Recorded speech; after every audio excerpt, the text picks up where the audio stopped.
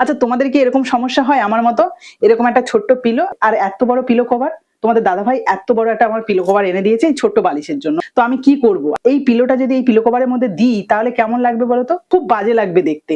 মানে দেখো, তোমাদের দেখাই যে এত বড় একটা পিলো কভার আর তার মধ্যে এরকম একটা ছোট্ট বালিশ বা পিলো যদি আমি ঢুকিয়ে দিই, এই দেখো এ কোথায় থাকবে?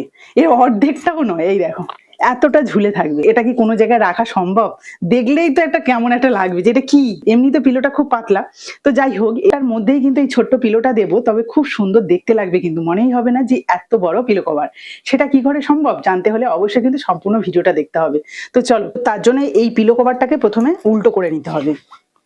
এই দেখো, এই যে উল্টো করে এখানে রাখলাম। যে ছোট্ট পিলোটা রয়েছে সেটাকে আমি এখানে রাখবো। এবার এটাকে উল্টে দেব।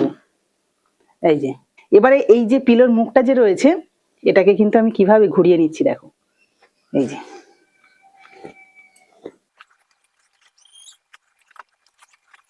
এত সুন্দরভাবে পিলোটা পিলো কভারের মধ্যে থাকবে, বুঝতেই পারবে না যে এত বড় পিলো কভারের মধ্যে এই ছোট্ট বালিশটা রয়েছে।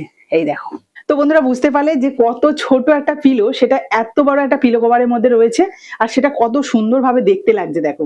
মনেই হবে না এটা অনেক বড় পিলো কভার ছিল।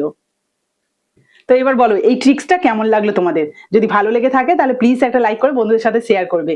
তো আজকের মতো টাটা।